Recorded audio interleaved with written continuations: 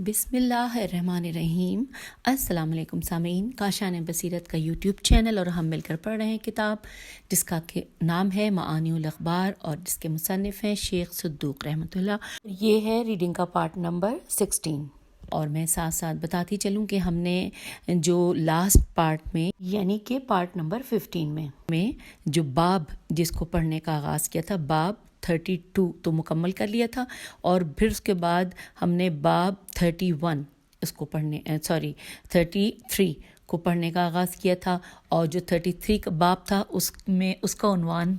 تھا کہ ثقلین اور اطرت کے معنی۔ اب جیسا کہ آپ کو معلوم ہے کہ اس کتاب کا جو ایک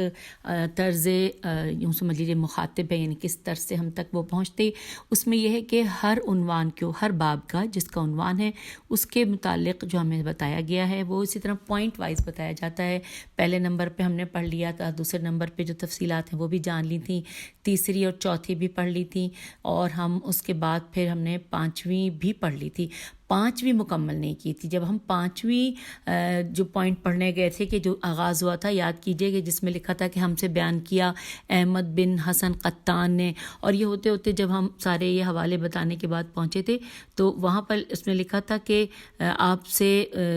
جابر ابن انصاری نے سوال کیا تھا اور پھر آپ نے 2 انگلیوں کو ملا کر اشارہ فرمایا تھا۔ یہ سلسلہ چل رہا تھا۔ اچھا، اب ساتھ ساتھ اب کیا ہوا کہ وہ میں جملہ پڑھ کے بتا دوں کہ لکھا ہے کہ اس کتاب کے مصنف قدس اللہ روح فرماتے ہیں کہ حکایت کی محمد بن بحر شیبانی نے، انہوں نے ابو العباس ثعلب کے ساتھی محمد بن عبد الواحد سے ان کی کتاب کا نام انہوں نے کتاب الیاقوت رکھا تھا۔ اس میں سے انہوں نے کہا کہ مجھ سے بیان کیا ابو العباس ثعلب نے، سے ہے، اور انہوں نے کہا کہ مجھ سے بیان کیا ابن العرابی نے، اور اس نے اطرت کے چند معانی بیان کرتے ہوئے کہا۔ اب جو یہ اطرت کے معانی ہم پڑھ رہے تھے، ہم نے وہ ایک جو نمبر وار دیے گئے ہیں، تقریباً 11 معنی دیے ہیں شاید، چل آگے جائیں گے تو پتہ چلے گا۔ نمبر 1 ہم نے پڑھ لیا تھا، نمبر 2 بھی پڑھ لیا تھا، نمبر 3 بھی پڑھ لیا تھا، اور ہم نمبر 4 بھی پڑھ چکے تھے، اور اب ہم نمبر 5 پڑھیں گے۔ تو یوں میں نے آپ کے ذہن میں تمام وہ باتیں فریش کر دی ہیں کہ جو پچھلی ہم نے ریڈنگ میں پڑھا تھا۔ اب 5ویں نمبر پہ اطرت کے جو معنی ہیں وہ یہاں پہ اس میں لکھے ہیں کہ اور یقیناً کہا گیا ہے کہ اطرت اس بڑے پتھر کو کہا جاتا ہے کہ جس کے پاس گوہ بسیرا کرتے ہیں، گوہ گاف واو ہے، گوہ بسیرا کرتے ہیں، کرنے کے لیے اپنا بل بنا لیتی ہے تاکہ اسے اپنے بل کا راستہ یاد رہے۔ اسی میں 6واں پوائنٹ ہے کہ اور یقیناً کہا گیا ہے کہ اطرت کا مطلب اس کٹے ہوئے درخت کی جڑ ہے کہ جو چند جڑوں اور گہری بنیادوں کے ساتھ اگتا ہے۔ 7ویں نمبر پہ لکھا ہے کہ اطرت کے اس معنی کے علاوہ معانی کا استفادہ نبی اکرم صلی اللہ علیہ وآلہ وسلم کے اس فرمان سے ہوتا ہے کہ جب انہوں نے فرمایا کہ لا فرعت لا اطیرت، لام الف فیر عین تے اور لام الف عین تے یہ رے تے، بریکٹ میں اس کا مطلب لکھا ہے کہ نہ اونٹ کے پہلے بچے کی قربانی بتوں کے لیے جائز ہے اور نہ ہی بتوں کے لیے بھیڑ کے بچے کی قربانی ماہ رجب میں جائز ہے۔ یہ بریکٹ کلوز ہو گیا۔ اب اس میں ساتھ ساتھ لکھا ہے کہ اسمعی الف صاد میم عین چھوٹی ہے نے کہا ہے کہ زمانہ جاہلیت میں کوئی شخص نظر کرتا کہ اگر میری بھیڑوں کی تعداد 100 تک پہنچ جائے گی تو ایک رجبیت، رے جیم بے یہ ہے،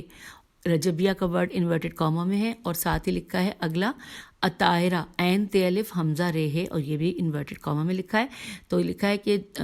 وہ بندہ یہ زمانہ جاہلیت میں کوئی شخص نظر کرتا کہ اگر میری بھیڑوں کی تعداد 100 تک پہنچ جائے گی تو ایک رجبیہ یا عطائرہ قربان کرے گا۔ اب اس حوالے سے بریکٹ میں لکھا ہے کہ ماہ رجب کے لیے اس کی قربانی کو رجبیہ کہا جاتا تھا۔ یہاں پر یہاں پہ بریکٹ کلوز ہو گیا۔ پھر لکھا ہے کہ جب اس کی بھیڑیں 100 تک پہنچ گئیں تو بخیل ہونے کی وجہ سے اس کا دل نہ چاہا کہ عطیر عین تے یہ رے عطیر یعنی کہ بریکٹ میں لکھا ہے کہ بھیڑ کا بچہ کہ عطیر ذبح کرے، بلکہ اس نے جنگل سے ایک ہرنی شکار کر کے اسے بتوں کے نذرانے کے طور پر پیش کر دیا تاکہ اس کی نظر اس طرح ادا ہو جائے۔ اس موضوع پر حارث بن حلزہ نے ایک شعر کہا ہے۔ اچھا سامعین، یہاں پہ جو شعر ہے وہ عربی میں ہے، شعر بھی نہیں بلکہ ایک مصرع لکھا ہے، لیکن اس کے معنی لکھے ہیں کہ یعنی انہوں نے اس کو دوسروں کے گناہ کے بدلے پکڑ لیا، جس طرح سے وہ لوگ اپنی بھیڑ بکریوں کے بدلے ہرن کو ذبح کر دیتے تھے۔ یہاں پہ یہ بات مکمل ہوئی۔ اور اب ہم یہی اطرت کے معنی پڑھتے ہوئے، یہ جو 8ویں نمبر پہ لکھا ہے وہ لکھا ہے اسمعی کہتا ہے کہ اطرت کا مطلب ہوا ہے، اور 9ویں نمبر پہ لکھا ہے کہ اور اطرت اس درخت کو بھی کہتے ہیں کہ جو بہت زیادہ دودھ کا حامل ہوتا ہے اور انسان کے قد سے چھوٹا ہوتا ہے۔ 10ویں نمبر پہ لکھا ہے کہ اور کہا گیا ہے کہ اطرت کے معنی مذکر ہرن کے بھی ہیں، جیسے عین تیرے عطر، اور بریکٹ میں لکھا ہے ماضی، اور یہ عین تیرے مزارے، اور اترن عین تیرے الف اور اس کے ساتھ 2 زبر ہیں، اور اس کو بریکٹ میں لکھا ہے مصدر استعمال ہوتا ہے جب نون عین زوئے کے معنی میں آئے۔ 11ویں نمبر پہ لکھا ہے ریاشی کہتا ہے کہ میں نے اسمعی سے اطرت کے معنی کے بارے میں سوال کیا تو اس نے کہا کہ یہ ایک مرزن جوش جیسا پودا ہے، یہ جو ہجے کرنی پڑے گی میم رے زے نون جیم واو شین جیسا پودا ہے کہ جو متفرق حالت میں اگتا ہے۔ سامعین اب ہم نے یہاں تک پڑھ لیا اور ہم پیج نمبر 135 پہ آ گئے۔ آپ کو یاد ہوگا کہ ہم جب فہرست پڑھ رہے تھے تو وہاں پہ پیج 135 کے اوپر نیا باب سٹارٹ ہو گیا تھا، یعنی باب نمبر 34 کہ جس کا عنوان تھا آل، اہل، اطرت اور امت کے معنی، جو کہ صفحہ 135 پر تھا۔ اس عنوان کے تحت ہم نے معنی جاننے تھے۔ اب یہاں پہ یا تو وہ لکھنا بھول گئے ہیں، لیکن یہ کہ ہم ایسا کرتے ہیں کہ تصور میں یہی کرتے ہیں کہ یہ ہم باب نمبر 34 پڑھ رہے ہیں کہ جس کا عنوان آل، اہل، اطرت اور امت ہے۔ تو چلیے یہ سوچتے ہوئے ہم آگے پڑھتے ہیں۔ لکھا ہے اس کتاب کے مصنف فرماتے ہیں کہ اطرت سے مراد علی ابن ابی طالب علیہ السلام اور آپ علیہ السلام کی ذریت جو فاطمہ زہرا سلام اللہ علیہا اور نبی صلی اللہ علیہ وآلہ وسلم کی اولاد سے ہیں، اور یہ وہی لوگ ہیں کہ اللہ تبارک و تعالیٰ نے جن کو امامت پر اپنے نبی صلی اللہ علیہ وآلہ وسلم کی زبانی نص قائم کر دی، نون سواد نص قائم کر دی ہے، اور یہ 12 ہیں۔ ان میں سے پہلے علی علیہ السلام اور آخری قائم علیہ السلام ہیں کہ جو اطرت کے سلسلے میں ان تمام معانی کے حامل ہیں کہ جن کے عرب قائل ہیں، اور یہ اس طرح سے کہ یہ تمام ائمہ بنی ہاشم کے درمیان اور ابو طالب علیہ السلام کی اولاد کے درمیان اسی طرح سے ہیں جیسے کہ مشک کے بڑے بڑے ٹکڑے کے جو مشکدان یعنی ہرن کی ناف میں ہوتے ہیں، اور ان کے علوم اہل حل و عقد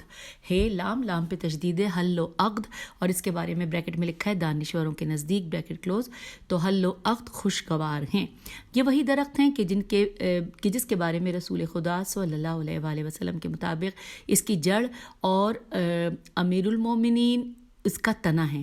جی اس کو ہم دوبارہ پڑھتے ہیں کہ یہ وہی درخت ہے کہ جس کے بارے میں کہا گیا ہے کہ رسول اکرم صلی اللہ علیہ وآلہ وسلم اس کی جڑ ہیں، امیر المومنین علی علیہ السلام اس کا تنا ہے، اور ان کی اولاد میں سے ائمہ اس کی ٹہنیاں ہیں، اور ان کے شیعہ اس کے پتے ہیں، اور ان کا علم اس کا پھل ہیں، اور یہ ائمہ علیہ السلام اسلام کی بنیادیں ہیں شہر اور مرکز کے معانی پر، اور یہ ائمہ علیہ السلام ایسے رہنما ہیں کہ جو ایک عظیم چٹان کی مانند ہیں، ایسی چٹان کہ جس کے پہلو میں سو سمار سین واو سے میم الف رے یہ ورڈ ہے، اور اس کے بارے میں بریکٹ میں لکھا ہے گوہ، گاف واو ہے گوہ، تو پھر ہم اس کو جملہ مکمل کرتے ہیں کہ جس کے پہلو میں سو سمار یعنی گوہ پناہ لینے کے لیے اپنا بل بناتی ہے تاکہ اسے اپنے بل کا راستہ یاد رہے، اور یہی کٹے ہوئے درخت بھی ہیں چونکہ یہ تنہا کر دیے گئے، ان پر ظلم ڈھایا گیا، جفا کی گئی، ان سے کیے گئے وعدوں کو قطع کر دیا گیا اور ان کے حق کو نہیں دیا گیا، جس کے نتیجے میں یہ اپنی جڑوں اور گہری بنیادوں سے اگتے رہیں، اور عہد و پیمان کو قطع کرنے والوں کے قطع کرنے اور پیٹ پھیرنے والوں کے پیٹ پھیرنے نے ان کو کوئی ضرر نہیں پہنچایا، چونکہ یہ لوگ اللہ تعالیٰ کی طرف سے اپنے نبی صلی اللہ علیہ وآلہ وسلم کی زبان پر منصوص شدہ ہیں، اور اطرت کے معنی میں سے یہ بھی ہیں کہ یہ ایسے مظلوم ہیں کہ جن پر بغیر کسی جرم اور بغیر کسی گناہ کے ظلم کیا گیا، اور ان کے منافع بہت زیادہ ہیں، اور یہ منبع علم ہیں، اور اس درخت کے معنی پر کہ جس پر سب بہت زیادہ دودھ ہوتا ہے، اس جملے کو دوبارہ پڑھ لیتے ہیں، اور ان کے منافع بہت زیادہ ہیں، اور یہ منبع علم ہے، اس درخت کے معنی پر کہ جس پر بہت زیادہ دودھ ہو، اور یہ ائمہ علیہ السلام تمام کے تمام بغیر کسی عورت کے مرد تھے۔ دوبارہ پڑھتے ہیں کہ اور یہ ائمہ علیہ السلام تمام کے تمام بغیر کسی عورت کے مرد تھے کہ امامت کا عہدہ صرف مردوں کو ملا، اس قول کی بنا پر کہ جس میں کہا گیا ہے کہ اطرت کا معانی مرد ہے اور وہ اللہ کا لشکر اور اس کا گروہ ہیں۔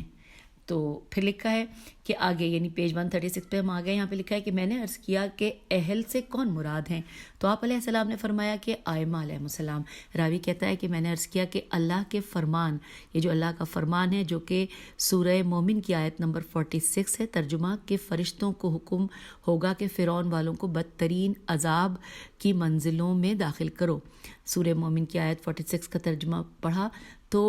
لکھا ہے کہ ان سے پوچھا کہ اس سے کون مراد ہیں، تو آپ علیہ السلام نے فرمایا کہ اللہ نے اس سے مراد نہیں لیا ہے سوا فرعون کی بیٹی کے، انورٹڈ کاما میں یہ جملہ تھا کہ اللہ نے اس سے مراد نہیں لیا ہے سوا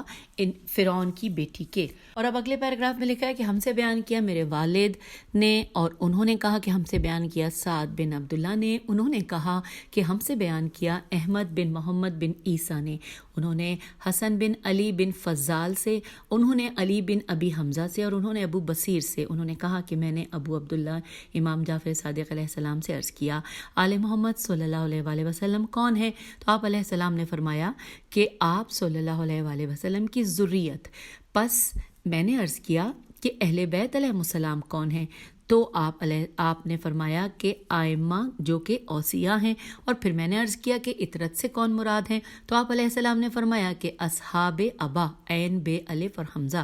اور بریکٹ میں لکھا ہے پنجتن پاک یعنی اصحاب کسا۔ میں نے عرض کیا امت سے مراد کون ہے، تو آپ علیہ السلام نے فرمایا کہ وہ مومنین جنہوں نے ان چیزوں کی تصدیق کی ہے کہ جو اللہ کی طرف سے آئی ہیں، جو اس ثقلین سے تمسک رکھنے والے ہیں کہ جس سے تمسک رکھنے کا حکم دیا گیا ہے، اللہ کی کتاب، آپ صلی اللہ علیہ وآلہ وسلم کی اطرت، آپ صلی اللہ علیہ وآلہ وسلم کے وہ اہل بیت علیہ السلام کے جن سے ہر رجس کو اللہ نے دور رکھا ہے اور ان کو اس طرح پاک و پاکیزہ رکھا ہے جیسا کہ پاکیزہ رکھنے کا حق ہے، اور وہ دونوں رسول صلی اللہ علیہ وآلہ وسلم کے بعد امت پر خلیفہ ہیں۔ آئیے اگلے پیراگراف کی جانب لکھا ہے، اس کتاب کے مصنف فرماتے ہیں کہ ذریات الف لام زال رے، یہ الف تے، یہ ورڈ انورٹڈ کاما میں ہے کہ فرماتے ہیں کہ الذریات کہ جہاں کہیں بھی الف کے ساتھ ہوگا اس کی تعویل بعد والوں اور نسل سے ہوگی۔ ابو عبید نے بھی اسی طرح کہا ہے، وہ کہتا ہے کہ وہ جو قرآن میں آیا ہے وہ اس کا یہاں پہ کیا ذکر ہے، وہ سورہ فرقان کی آیت نمبر 74 جس کا ترجمہ کہ لکھا ہے کہ اور وہ لوگ برابر دعا کرتے رہتے ہیں کہ خدایا ہمیں ہماری ازواج اور اولاد کی طرف سے آنکھوں کی ٹھنڈک عطا فرما۔ یہاں پر یہ سورہ فرقان کی آیت 74 کا ہم نے ترجمہ پڑھا، تو یہاں پہ لکھا ہے کہ ابو عبید نے بھی اسی طرح کہا، اور وہ کہتا ہے کہ یہ جو قرآن میں آیا ہے، یہ جو ہم نے آیت کا ترجمہ پڑھا، تو اس آیت میں فقط امیر المومنین علی علیہ السلام نے اس معنی کے ساتھ تلاوت کیا ہے، اور وہ آیت کہ جو سورہ یاسین میں آئی ہے، سورہ یاسین کی آیت نمبر 41 کے جس کا ترجمہ ہے کہ اور ان کے لیے ہماری ایک نشانی یہ بھی ہے کہ ہم نے ان کی ذریت کو اٹھایا۔ تو اب یہ لکھا ہے کہ جس طرح سے اور اگلی آیت یہ بھی لکھی ہے کہ سورہ انعام کی آیت نمبر 133 کہ جس طرح تم کو دوسری قوم کی اولاد میں رکھا ہے۔ یہاں پہ یہ لگاتار 3 آیات ہیں، تو اس میں لکھا ہے کہ اس میں 2 لغتیں ہیں کہ ذریت، اور میں ہجے کرتی ہوں، زال پہ دمہ ہے، رے پہ زبر ہے، فتح ہے، اور پھر یہ پہ تشدید ہے، تو ذریہ، اور پھر لکھا ہے ذریہ، زال پہ زیر والا ذریہ، اور پھر ساتھ ہی لکھا ہے کہ علیہ و علیہ کی طرح ہیں۔ اس جگہ پر ذریت کی زال کو ضمہ یعنی کہ پیش کے ساتھ پڑھا گیا ہے، اور اس کو ابو عمرو نے پڑھا ہے، تو ضمہ نہیں پھر ضمہ ہوگا، ہے نا، ہاں زال کو ضمہ، ہاں تو ذریت پڑھا ہم نے، ٹھیک ہے، تو ابو عمرو نے پڑھا ہے، اور یہ اہل مدینہ کی قرات ہے، مگر زید بن ثابت نے ذریت یعنی کہ جو کہ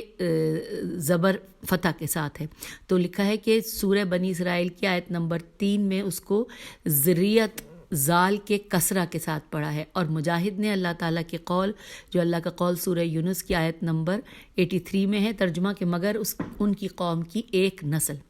اس کے بارے میں کہا ہے کہ یہ قوم ان لوگوں کی اولاد تھی کہ جن میں حضرت موسیٰ علیہ السلام کو مبعوث کیا گیا اور ان کے والدین فوت ہو چکے تھے، اور فرا فیر الف اور حمزہ، انہوں نے کہا ہے کہ ان کو ذریت اس لیے کہا گیا چونکہ ان کے باپ قبط میں سے تھے، قاف بیت توئے میں سے تھے، اور ان کی مائیں بنی اسرائیل میں سے تھیں، اور کہا یہ اسی طرح ہے جس طرح اولاد اہل فارس کے لیے کہ جو یمن میں آباد ہوئے۔ پھر لکھا ہے انورٹڈ کاما میں ایک ورڈ کہ الانباء، یہ ورڈ ہے، لکھا ہے کہا گیا کیونکہ ان کی مائیں ان کے باپ کے خاندان سے نہیں تھیں۔ پھر آخری پیراگراف ہے، اس کو ہم سمجھنے سے یعنی سمجھ رہے ہیں، معنی جان رہے ہیں۔ آخری پیراگراف میں لکھا ہے کہ ابو عبیدہ نے کہا ہے کہ ان کو ذریت کہا گیا جبکہ یہ سب مرد تھے، اور جو اسی معنی میں ذکر ہوئے ہیں، اور مرد کی ذریت اس اولاد کی طرح ہے کہ جو اس سے وجود میں آئی ہو، اور یہ لفظ ضروت، زال پہ زبر ہے، زال رے واو تے، یا زریت زال رے یہ تے سے مراد ہے، اور محموز میم ہے، میم واو زے یعنی کہ حمزہ والا نہیں ہے۔ لکھا ہے کہ بلکہ ناقص وادی یا ناقص یائی ہے، بلکہ ناقص وادی یا ناقص یا ہے، یہ بریکٹ میں لکھا تھا۔ پھر لکھا ہے اور ابو عبیدہ کا کہنا ہے کہ یہ اصل میں محموز ہی تھا، لیکن عرب والوں نے اس میں حمزہ کا استعمال چھوڑ دیا تھا، اور یہ اس شخص کے عقیدے کے مطابق ہے کہ جو لفظ کو حمزہ کے ساتھ استعمال کر کے کہتا ہے کہ من ذرا اللہ الخلق، کہ جس طرح کہ اللہ عز و جل نے فرمایا ہے، جو کہ سورہ اعراف کی آیت نمبر 179 میں ہے ترجمہ کہ اور ہم نے انسان و جنات کی ایک کثیر تعداد کو جہنم کے لیے پیدا کیا ہے۔ یہاں پر یہ سورہ اعراف کی آیت 179 کا ترجمہ پڑھا لکھا، اور اس کے آگے لکھا ہے کہ وہ جن و انس اس کی ذریت ہیں، یعنی کہ اس نے ان کو وجود بخشا ہے اور ان کو خلق کیا ہے۔ اور اللہ تعالیٰ کا قول جو ہے، جو کہ سورہ شورى کی آیت نمبر 11 کا ہے، یعنی کہ اس نے تمہیں خلق کیا، یہ اس کا ترجمہ۔ تو اس کے آگے لکھا ہے کہ پس مرد کی ذریت کے معنی اللہ کی وہ مخلوق جو اس مرد کی نسل سے ہے اور جن کے صلب سے اللہ تبارک و تعالیٰ نے ان کو پیدا کیا۔ تو سامعین، یہاں پہ ہم نے باب نمبر 34 مکمل کیا، اور اب آئیے پڑھتے ہیں باب نمبر 35 جس کا عنوان ہے امام مبین کے معانی۔ آئیے ہم جانتے ہیں۔ اس میں سب سے پہلے نمبر پہ لکھا ہے کہ ہم سے بیان کیا احمد بن صقر، سواد قاف رے صقر سائغ نے، سواد الف حمزہ غین نے۔ انہوں نے کہا کہ ہم سے بیان کیا عیسیٰ بن محمد علوی نے۔ انہوں نے کہا کہ ہم سے بیان کیا احمد بن سلام کوفی نے، اور انہوں نے کہا کہ ہم سے بیان کیا حسن بن عبد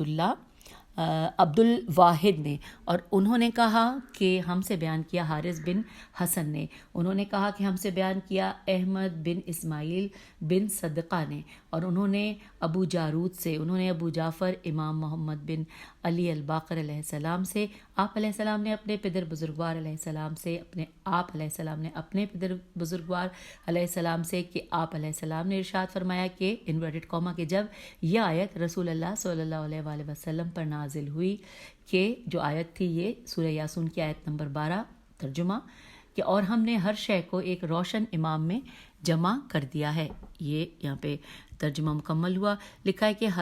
آیت نمبر 12 تھی، حضرت ابو بکر اور حضرت عمر دونوں اپنی جگہ سے کھڑے ہوئے اور کہا یا رسول اللہ صلی اللہ علیہ وآلہ وسلم، اس امام مبین سے مراد توریت ہے؟ تو آپ صلی اللہ علیہ وآلہ وسلم نے فرمایا کہ نہیں۔ پھر ان دونوں نے کہا کہ انجیل ہے؟ تو آپ صلی اللہ علیہ وآلہ وسلم نے فرمایا کہ نہیں۔ اور پھر ان دونوں نے کہا کہ کیا اس سے مراد قرآن ہے؟ تو آپ صلی اللہ علیہ وآلہ وسلم نے فرمایا کہ نہیں۔ امام حسین علیہ السلام فرماتے ہیں کہ اسی وقت امیر المومنین علی ابن ابی طالب علیہ السلام وارد مجلس ہوئے، پس رسول اکرم صلی اللہ علیہ وآلہ وسلم نے فرمایا کہ وہ یہ ہے کہ جس میں اللہ تبارک و تعالیٰ نے ہر چیز کے علم کو جمع کر دیا ہے۔ انورٹڈ کاما یہ کلوز ہو گیا۔ انورٹڈ کاما شروع یہاں سے ہوا تھا کہ جب رسول خدا صلی اللہ علیہ وآلہ وسلم نے فرمایا، تو رسول کے فرمان کو انورٹڈ کاما میں ہم نے پڑھا۔ اور پھر لکھا ہے کہ اس کتاب کے مصنف رضی اللہ عنہ فرماتے ہیں کہ میں نے مدینۃ الاسلام میں ابو بشر لغوی لام غین واو چھٹیے سے امام کے معنی پوچھے. امام کا ورڈ سامعین انورٹڈ کاما میں ہے. امام کے معنی پوچھے تو اس نے کہا کہ عربی زبان میں امام وہ ہے کہ جو لوگوں کا پیشوا ہو. امام معماروں کے اس دھاگے کو کہتے ہیں کہ جس کو مد نظر رکھ کر دیواروں کی تعمیر کی جاتی ہے، اور وہ اصل جڑ ہے کہ جس پر دیوار کی بنیاد رکھی جاتی ہے. امام اس سونے کے سکے کو کہتے ہیں کہ جو نمونہ قرار دیا جاتا ہے تاکہ اس کے مطابق سکے ڈھالے جا سکیں. امام اس سلائی کو کہتے ہیں کہ گرہوں کے دانے جہاں پر جمع ہوتے ہیں، اور امام وہ ہے کہ جو سفر میں رات کی تاریکی میں رہنمائی کرے. اور امام وہ تیر ہے کہ جس کو نمونہ بنایا جاتا ہے تاکہ دوسرے تیر اس کی طرح بنائے جائیں. اچھا، اب آگے چلتے ہیں. نمبر 2 پہ لکھا ہے کہ ہم سے بیان کیا ابو العباس محمد بن ابراہیم بن اسحاق طالقانی رضی اللہ نے. انہوں نے کہا کہ ہم سے بیان کیا ابو احمد قاسم محمد بن علی ہارونی نے. انہوں نے کہا کہ ہم سے بیان کیا ابو حامد عمران موسیٰ بن ابراہیم نے. انہوں نے حسن بن قاسم رے قاف الف میم قاف کے اوپر تجدید رقام سے، اور انہوں نے کہا کہ مجھ سے بیان کیا قاسم بن مسلم نے، اور انہوں نے اپنے بھائی عبدالعزیز بن مسلم سے. انہوں نے کہا کہ میں امام رضا علیہ السلام کے ساتھ مرو میں تھا. میم رے واو مرو جگہ کا نام کہ مرو میں تھا. ہماری موجودگی کے درمیان جمعے کے دن ہم جامع مسجد میں جمع تھے. لوگ امامت کے مسئلے میں بحث کر رہے تھے. لوگوں کے درمیان اس امر میں بہت زیادہ اختلاف تھا. پس میں اپنے سردار امام رضا علیہ السلام کی خدمت میں حاضر ہوا اور آپ علیہ السلام سے لوگوں کے درمیان ہونے والی بحث کے متعلق عرض کیا. پس آپ علیہ السلام مسکرائے اور پھر فرمایا کہ انورٹڈ کاما اے عبدالعزیز، لوگوں کو جاہل رکھا گیا اور وہ اپنے دین کے بارے میں دھوکے میں مبتلا ہوئے. بے شک اللہ نے اس وقت تک اپنے نبی صلی اللہ علیہ وآلہ وسلم کو اس دنیا سے نہیں اٹھایا کہ جب تک لوگوں کے لیے دین مکمل نہ کر دیا، اور اس نے آپ صلی اللہ علیہ وآلہ وسلم پر قرآن نازل کیا کہ جس میں ہر چیز کی تفصیل ہے. پروردگار نے اس میں حلال و حرام، حدود و احکام اور ہر وہ چیز جس کی طرف لوگ محتاج ہیں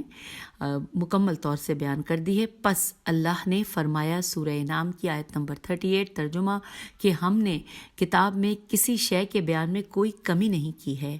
پھر لکھا ہے کہ پس خدا نے حجت الوداع میں جو پیغمبر صلی اللہ علیہ وآلہ وسلم کی زندگی کا آخری حصہ تھا وہی فرمائی، اور جو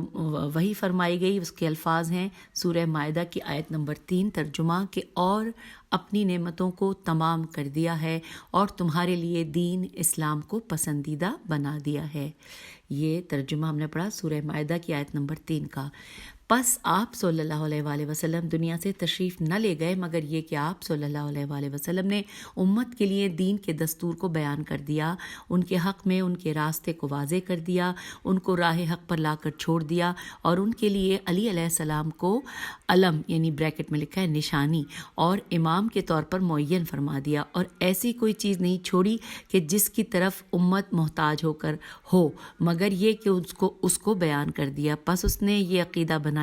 کہ اللہ نے اپنے دین کو مکمل نہیں کیا ہے تو اس نے اللہ کی کتاب کو رد کر دیا، اور جس نے اللہ کی کتاب کو رد کر دیا وہ کافر ہے. کیا لوگ امامت کی قدر اور امت میں اس کے محل و مقام کی معرفت رکھتے ہیں کہ ان کو امام کا انتخاب کرنے کی چھوٹ مل جائے؟ بے شک امامت قدر کے اعتبار سے جلیل ترین، شان کے اعتبار سے عظیم ترین، مقام و منزلت کے اعتبار سے اعلیٰ ترین، اطاعت میں مضبوط ترین اور ایسی پستی سے سب سے زیادہ دور ہے کہ لوگ اپنی باتوں کے ذریعے اس تک پہنچ سکیں یا اپنی آراء کے ذریعے اس کو پا سکیں یا اپنی پسندیدگی کی بنیاد پر کسی کو امام معین کر سکیں. امامت کی منزلت تو یہ ہے کہ بے شک اللہ تعالیٰ نے ابراہیم خلیل اللہ علیہ السلام کو نبوت اور خلت کے بعد تیسرے مرتبے پر امامت کے ساتھ مخصوص کیا اور اس فضیلت کے ذریعے شرف بخشا اور اس امامت کے ذریعے سے ان کے ذکر کو بلند فرمایا. پس اللہ نے فرمایا کہ انی جاعلک للناس اماما، کہ ہم تم کو لوگوں کا امام اور قائد بنا رہے ہیں. تو پس خلیل اللہ نے خوشی کے عالم میں فرمایا کہ اے پروردگار ومن ذریتی، کہ اور میری ذریت میں.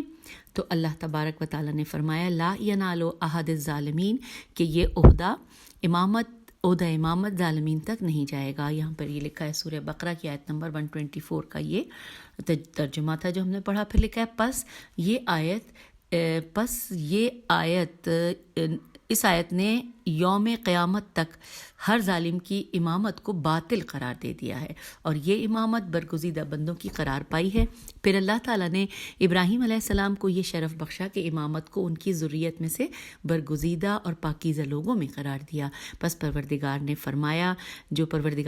فرمایا ہے اس کا ہم ترجمہ پڑھ رہے ہیں جو کہ سورہ انبیاء کی آیت نمبر 72 اور 73 ہے. آئیے مل کر ترجمہ پڑھتے ہیں کہ پروردگار نے فرمایا اور پھر ابراہیم کو اسحاق اور ان کے بعد یعقوب عطا کیے اور سب کو صالح اور نیک کردار قرار دیا اور ہم نے سب کو امام قرار دیا جو ہمارے حکم سے ہدایت کرتے تھے اور ان کی طرف کار خیر نماز قائم کرنے اور زکوٰۃ ادا کرنے کی وحی کی اور یہ سب کے سب ہمارے عبادت گزار بندے تھے. یہاں پہ سورہ انبیاء کی آیت نمبر 72 اور 73 کا ترجمہ مکمل ہوا. پھر لکھا ہے کہ پس ان کی ذریت میں وراثت ایک کے بعد دوسرے میں ایک زمانے سے دوسرے زمانے میں چلتی رہی یہاں تک کہ یہ وراثت نبی کریم صلی اللہ علیہ وآلہ وسلم تک پہنچی. اور پس اللہ نے فرمایا سورہ آل عمران آیت نمبر 68 ترجمہ یقیناً ابراہیم سے قریب تر ان کے پیروکار ہیں اور پھر یہ پیغمبر اور صاحبان ایمان ہیں اور اللہ صاحبان ایمان کا سرپرست ہے. سورہ آل عمران آیت نمبر 68. پس امامت پیغمبر اسلام کے لیے مخصوص ہو گئی. پس رسول اللہ صلی اللہ علیہ وآلہ وسلم نے اللہ کے حکم سے اس طریقے کے مطابق کہ جو اللہ نے فرض کیا تھا امامت کو علی علیہ السلام کے سپرد کر دیا. یہ امامت آپ صلی اللہ علیہ وآلہ وسلم کی ذریت میں سے اس برگزیدہ بندے میں قرار پائی کہ جس کو اللہ نے علم اور ایمان عطا فرمایا تھا. چونکہ اللہ تعالیٰ کا قول ہے اور یہ قول سورہ روم کی آیت نمبر 56 کا ترجمہ ہم پڑھتے ہیں کہ اور جن لوگوں کو علم اور ایمان دیا گیا ہے وہ کہیں گے کہ تم لوگ کتاب خدا کے مطابق قیامت کے دن تک ٹھہرے رہے. سورہ روم آیت نمبر 56.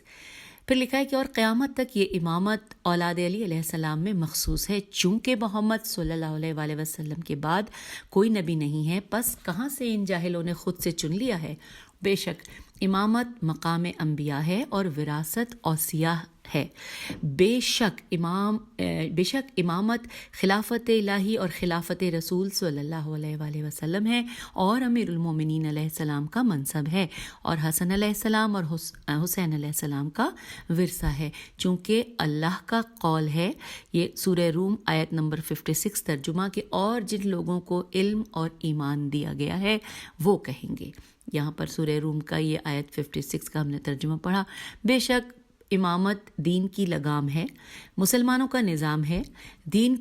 دنیا کی اصلاح ہے اور مومنین کی عزت ہے. بے شک امامت بڑھتے ہوئے اسلام کی مضبوط جڑ ہے اور اس کی شان و شوکت والی شاخ ہے. امامت کی وجہ سے ہی نماز، روزہ، حج، زکوٰۃ، جہاد، صدقات، حدود و احکام کا نفاذ اور خطرے والی جگہوں اور سرحدوں کی حفاظت ہوتی ہے. امام اللہ کی حلال کی ہوئی چیزوں کو حلال قرار دیتا ہے اور اللہ کی حرام کی ہوئی چیزوں کو حرام قرار دیتا ہے. اللہ کی حدود کو قائم کرتا ہے اور دین خدا کی حفاظت کرتا ہے اور کامل دلیل کے ساتھ اچھی نصیحت اور حکمت کے ذریعے اپنے رب کے راستے کی طرف دعوت دیتا ہے. امام چمکتے سورج کی مانند ہے کہ جو اپنے نور سے عالم کو روشن کرتا ہے اور یہ افق میں اس مقام پر جلوہ فگن ہوتا ہے کہ جہاں نہ تو ہاتھ پہنچ سکتے ہیں اور نہ نظریں. امام 14ویں رات کا چاند، ظاہر و آشکار چراغ، پھیلا ہوا نور، تاریک رات، چٹیل و ویران شہر اور سمندری طوفان میں بھٹک جانے والوں کی ہدایت کرنے والا ستارہ ہے. امام وہ میٹھا پانی ہے جو پیاسوں کو سیراب کرتا ہے اور راہ ہدایت پر رہنمائی کرنے والا ہے اور ہر برائی سے نجات دلانے والا ہے. امام بلند مینار پر جلتی آگ ہے، ناپنے کے خواہش مند کو حرارت دینے والی آگ ہے، ہلاکت کے مقامات میں رہنما ہے اور اس سے جدا ہوا وہ ہلاک ہونے والا ہے. اس لائن کو دوبارہ پڑھتے ہیں کہ جو اس سے جدا ہوا وہ ہلاک ہونے والا ہے. امام برسنے والا بادل، موسلادھار بارش، چمکتا سورج اور سایہ دار آسمان، پھیلی ہوئی زمین، بڑا چشمہ، نہر اور باغ ہے۔ امام امانت دار دوست، شفیق باپ، مہربان بھائی اور بندوں کے لیے حسد کی مصیبت میں پناہ گاہ ہے۔ امام اللہ کی مخلوق میں اس کا امانت دار ہے اور اس کے بندوں پر اس کی حجت ہے اور اس کی زمین پر اس کا خلیفہ ہے اور اللہ کی طرف سے ہدایت کی طرف دعوت دینے والا اور محرمات الہی سے بچانے والا ہے۔ امام گناہوں سے پاک کرنے والا، عیوب سے نجات دلانے والا ہے۔ امام وہ ہے کہ جس کے ساتھ تمام علوم کو خاص کیا گیا ہے، تمام حلم و بردباری اسی سے موسوم ہے۔ امام دین کا نظام، مسلمانوں کی عزت، منافقین کے لیے غضب اور کافروں کے لیے تباہی و بربادی ہے۔ امام اپنے زمانے کا ایسا گوہر یکتا ہے کہ اس کے مقام تک کوئی بھی نہیں پہنچ سکتا، کوئی عالم اس کے علم کا مقابلہ نہیں کر سکتا، نہ کوئی اس کا بدل، نہ مثل اور نہ نظیر ہے۔ ساری فضیلتیں اسی کے ساتھ خاص ہیں جو اسے بغیر طلب اور کسب کے حاصل ہوئی ہیں، بلکہ یہ فضیلتیں بہت زیادہ فضل و بخشش کرنے والے خدا کی طرف سے ہیں۔ تو کون ہے جو امام کی معرفت کو پہنچ سکے یا اس کے لیے امام کا انتخاب ممکن ہو سکے؟ بہت بعید ہے، بہت بعید ہے، ہرگز نہیں ہو سکتا۔ امام کی شان میں سے کسی شان کی توصیف کرنے اور امام کے فضائل میں سے کسی فضیلت کو بیان کرنے کے بارے میں عقلیں گمراہ ہو گئیں، سمجھداریاں فضول باتوں میں مشغول ہو گئیں، عقل مند افراد حیران و سرگرداں ہو گئے، آنکھیں چکا چوند ہو گئیں، بڑے پست ہو گئے، دانشور حیرت زدہ ہو گئے، صاحب علم افراد کوتاہ ہو گئے، سخنور و خطیب محصور و محدود ہو گئے، شعراء تھک گئے، صاحبان عقل ہکا بکا ہو گئے، ادیب عاجز ہو گئے اور بلیغ گونگے ہو گئے۔ پس سب نے اپنی عاجزی اور کوتاہی کا اعتراف کیا۔ اور امام کی توصیف کیسے کی جا سکتی ہے، یا حقیقت امام کو کیسے پہچانا جا سکتا ہے، یا امر امام میں سے کسی چیز کو کیسے سمجھا جا سکتا ہے، یا ان کے مقام تک کوئی کیسے پہنچ سکتا ہے، یا کوئی امام سے کیسے بے نیاز ہو سکتا ہے جبکہ وہ لینے والے ہاتھوں اور اوصاف بیان کرنے والے کی صفت کی نسبت درخشاں ستارہ ہیں کہ امام اتنی بلندی پر ہونے کے بعد امام کہاں اور لوگوں کا انتخاب کہاں؟ عقلیں اس تک پہنچ ہی نہیں سکتی کہ اس کا انتخاب کر سکیں، اور ان جیسا کہاں دستیاب ہے؟ کیا ان کا یہ خیال ہے ایسی شخصیت آل رسول صلی اللہ علیہ وآلہ وسلم کے غیر میں پائی جاتی ہے؟ خدا کی قسم ان کے نفسوں نے ان کے ساتھ جھوٹ بولا ہے اور باطل نے ان کو فریب دیا ہے۔ انہوں نے ایسے طولانی اور پیچیدہ راستے کا انتخاب کیا ہے کہ جس کی چوٹی تک پہنچنا ان کے بس کے باہر ہے۔ ان کے قدم وہاں سے لڑکھڑائے اور دامن کوہ کی جانب گر پڑے۔ انہوں نے اپنی حیرت زدہ، بنجر اور ناقص عقلوں اور گمراہ کرنے والی آراء کے ذریعے امام کو معین کیا، جس کے نتیجے میں اس سے کسی چیز کا اضافہ نہیں ہوا سوائے حق سے دوری کے۔ اللہ تعالیٰ ان کو قتل کرے کہ انہوں نے کیسا خطرناک راستہ اپنایا ہے۔ یقیناً انہوں نے مشکل اور سخت کام کو اپنایا، انہوں نے جھوٹ بولا اور بہت دور کی گمراہی کو اپنایا اور حیرت و گمراہی میں پڑ گئے چونکہ انہوں نے امام کو پہچانتے ہوئے چھوڑ دیا۔ اور یہاں پر ذکر ہے سورہ عنکبوت کی آیت نمبر 38 کا ترجمہ، اور شیطان نے ان کے لیے ان کے اعمال کو آراستہ کر دیا تھا اور انہیں راستے سے روک دیا تھا، حالانکہ وہ لوگ بہت ہوشیار تھے۔ سورہ عنکبوت آیت نمبر 38۔ انہوں نے اللہ کے انتخاب اور رسول کے انتخاب سے اپنے اختیار کردہ لوگوں کی طرف منہ پھیر لیا، جبکہ قرآن ان کو پکار پکار کر کہہ رہا تھا، جو کہ سورہ قصص کی آیت نمبر 68، کہ اور آپ کا پروردگار جسے چاہتا ہے پیدا کرتا ہے اور پسند کرتا ہے، اور ان لوگوں کو کسی کا انتخاب کرنے کا کوئی حق نہیں۔ خدا ان کے شر سے پاک اور بلند و برتر ہے۔ سورہ قصص آیت نمبر 68۔ تو سامعین، اب کیونکہ کافی ٹائم ہو گیا، میں نے دیکھا ابھی مجھے ٹائم کا خیال ہی نہ، 34 منٹ ہو چکے ہیں، تو میں آپ سے بھی اجازت چاہوں گی، اور جہاں پہ ہم نے ابھی روکا ہے ہم یہیں سے انشاءاللہ اگلی جو ہماری ریکارڈنگ ہوگی نشست اس میں شروع کریں گے۔ تو اب اجازت دیجیے، خدا حافظ، فی امان اللہ۔